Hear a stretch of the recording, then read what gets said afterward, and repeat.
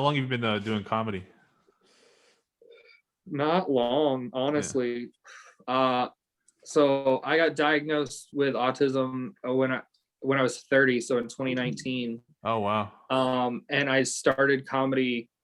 I got diagnosed, got my medical marijuana card, and then 3 weeks after that, I started doing stand up.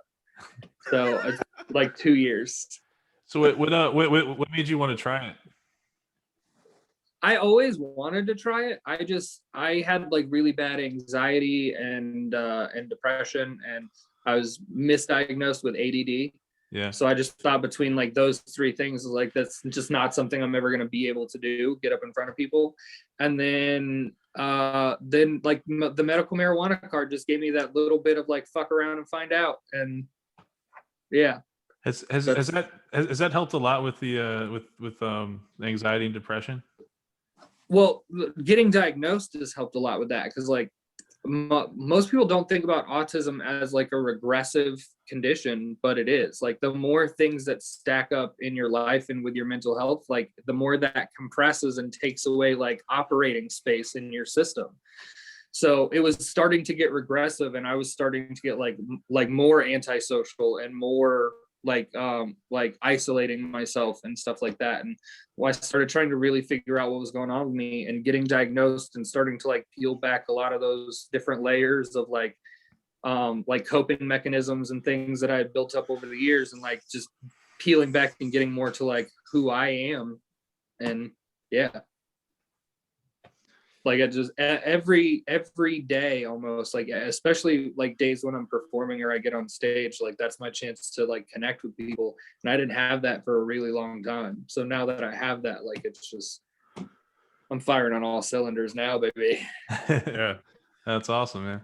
Is that common for people not to be diagnosed for that long? I mean, because 30 years seems like a long time. Or you just think never saw the right doctors? Kind of. I mean, Okay. part of it is like geographic. Like I come from like a podunk, middle of nowhere kind of place, you know. And we had like a big like Shands Hospital at the University of Florida, you know, like 45 miles away.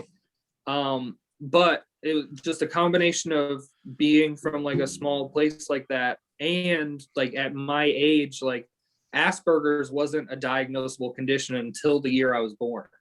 So around like 4 and 5, when they start testing for that kind of stuff, like it was still so new, nobody really knew a lot about it. So I was just in that weird age bracket where I kind of missed that window. And because I was fairly intelligent, a lot of it just got passed off as like, oh, he's basically weird because he's smart. Yeah, you know, he's quirky. Yeah, exactly.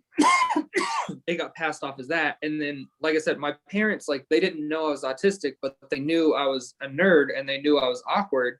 So they just put me in like every kind of like sport and after school program they could. And so I basically had like forced like socialization skills.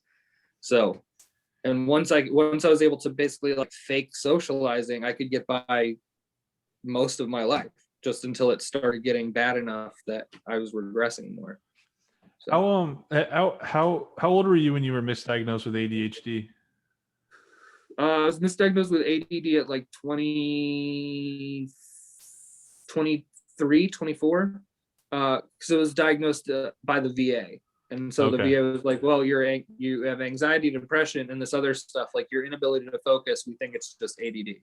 Because that's literally all they could figure out. They're like, you have a hard time focusing on things. Or you get hyper focused on one thing. So they're like, it's probably ADD. And I was like, okay, well, it turns out ADD, ADHD, and autism all share a lot of similar aspects. So it's just it was just finally getting to the point where I started to dig deeper. You know? Okay. Were you just like Googling it, like this shit doesn't make sense, like what's wrong with me kind of thing, or like were you actively trying to figure out like why am I so different from other people? Like how did that go? So it actually happened by accident. I was living down in Fort Myers, and I went to the VA. I went to the VA in Fort Myers, well, the one in Cape Coral. But I went to the VA there, and I was there to see like a mental health counselor, and just one of the aides working in the clinic just happened to like making small talk was like, hey, have you ever like looked into finding out if you have like autism? And I was like, no, she's like, okay, because like my oldest son has Asperger's and you do some of the same stuff he does. And I was like, oh, really? And then I started like looking into it, and then I was like, oh, this feels like reading an autobiography, you know? And then I started looking into where I could find out and get evaluated for it. And because of, you know, as an adult, there are very few options for getting diagnosed and evaluated and stuff.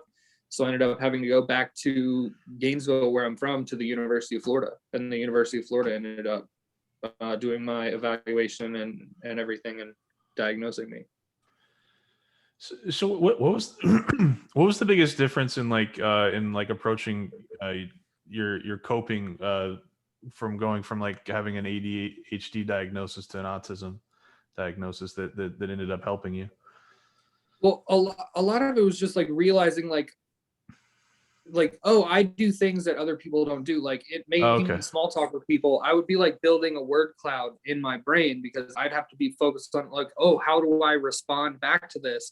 And it just would take me so much more processing power. And then after getting diagnosed and like reading about other autistic people doing that, and it would be like, oh, everyone doesn't do that, you know?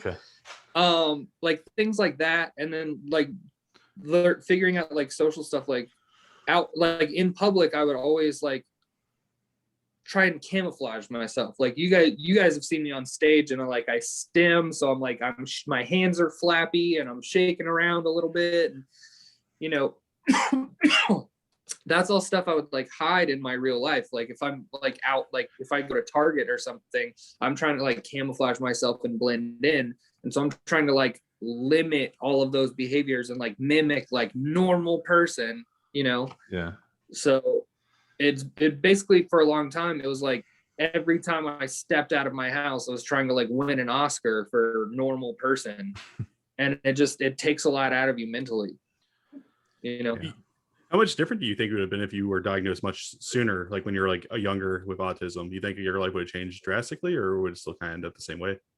I think I'd have ended up in the same place as I am now, like weirdly, like because literally that's all it took for me to decide like I wanted to do this, because stand-up was something like I'd been in love with my whole life, but it was always more of like an interesting hobby. Like I wasn't writing material. I was just like watching every stand-up special that came out and like listening to stand-up podcasts. And you know, like growing up, I used to like work summers with my dad and riding around in his truck. He had like old like Jeff Foxworthy tapes and Bill Engvall tapes and Ron White, really old school like Jerry Clower stand-up comedy tapes. So ever since I first heard like, oh, you can like control an entire room of people with thoughts, you know, there's just something about that appealed to me. And so I'd studied it for a long time, but I just never thought that it was something I'd have the nerve to do until I did. So what I'm hearing kind of is like you kind of got an explanation for you kind of almost got like confirmation that it was okay to be who you were, and that kind of gave you the confidence to go out and do what you've always wanted to do. Yeah, it went from like most of my life thinking something was wrong with me to realizing like nothing was wrong with me. I was just looking at the instructions for a different model. Yeah. You know what I mean? Yeah. Like, why isn't this button on the remote working? Well, because turns out that's not your remote. It's for the DVD player. Exactly. Yeah.